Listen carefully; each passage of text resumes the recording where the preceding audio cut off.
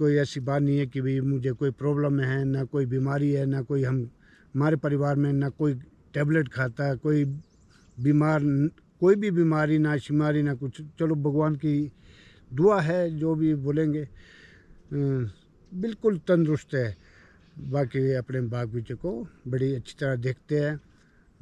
4-5 नेपाली रखे हैं, चलो उनको भी, उनकी देख रेख भी हो जाए तो भी बहुत है। बेचारे नेपाली बहुत पुराने हैं, वो एक बारी काम बोलो तो सब कुछ देख लेते हैं।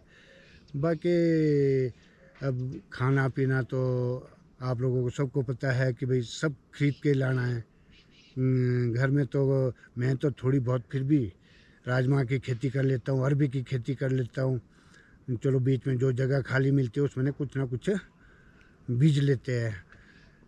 बाकी तो ऑल ओवर तो हमारा जिम्मेदारा मीन्स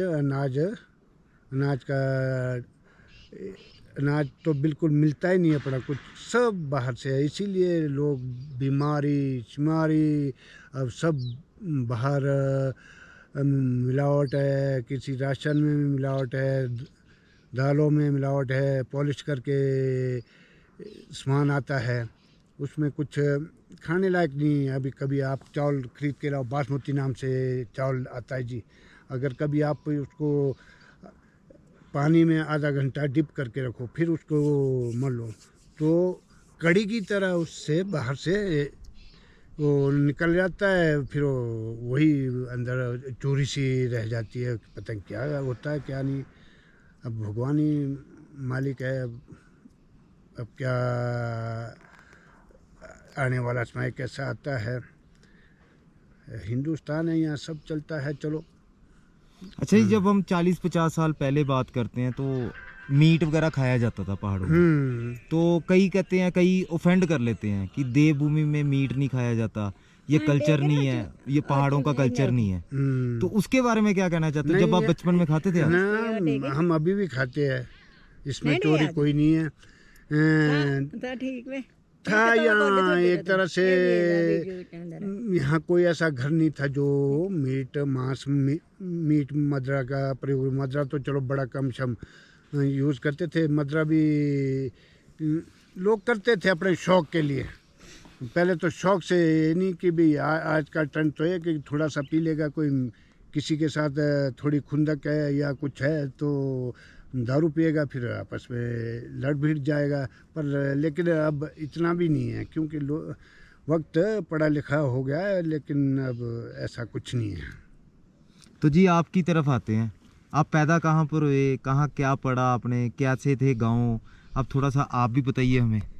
मेरा मायका बरथाटा से है, टिकरी स्कूल से पढ़ी हूँ। बरथाटा और टिकरी स्कूल से पढ़ी, बढ़िया टाइम निकला। बड़ी फैमिली थी, मैंने उतना काम मायके में नहीं किया जितना यहाँ किया। अच्छा, वहाँ बड़ी फैमिली थी? हाँ जी। बड़ी फैमिली में काम नहीं करना पड़ता तो नंबर नहीं लगता, नंबर ही नहीं आता था ना वहाँ नंबर नहीं आया। फिर शादी छोटी एज में हो गई, कितने को नंबर आना था तो 17-18 साल की उम्र में। आपकी शादी 17-18 साल में हुई? 18। तो पहला बच्चा कब हुआ था? 1 साल बाद। 1 साल बाद? नहीं, 2 साल बाद। 2 साल बाद। तो फिर 83 में हुई बड़े वाली बेटी। अच्छा, बड़ी वाली बेटी, वो तो चलो शादीशुदा ना। हाँ, सब बच्चे, सब बच्चे, तीनों के बच्चे में बच्चे। तो फिर जिंदगी का क्या राज सीखा आप, जो आप किसी से बात नहीं करते, वो आप 10 मिनट आप इसमें बात करोगे अपनी कुछ ऐसी याद पल जो आपने शादी के बाद सबसे अच्छा गुजारा हो, कहीं गए हो, कोई स्टोरी हो आपकी 5-7 मिनट की, आपकी दिल की बातें हैं। ये पॉडकास्ट का मतलब है आपकी दिल की बातें हैं, हमारा कुछ नहीं है। नहीं, अच्छा बीता समय, अच्छा बीता। मेहनत, ज़्यादातर मेहनत में बिजी रहे, कुछ ना कुछ करते ही रहे।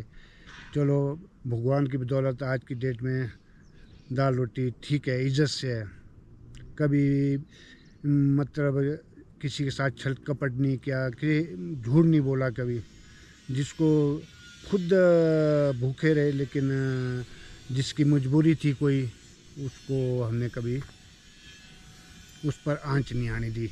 सबको मजबूरियाँ पड़ती है, मजबूरी सबकी है। हमने भी मजबूरी में समय काटा है कई बार, लेकिन फिर भी हमने स्ट्रगल जारी रखा और रखा ईमानदारी से। बेईमानी कभी लाइफ में की नहीं। आप कल मुझे एक समझा रहे थे कर्म और पैसे में से कौन बड़ा, कर्म तो उसके बारे में थोड़ा डिटेल बात की। कर्म पैसा तो जब कर्म करोगे तभी पैसा आएगा। अच्छा कर्म करोगे।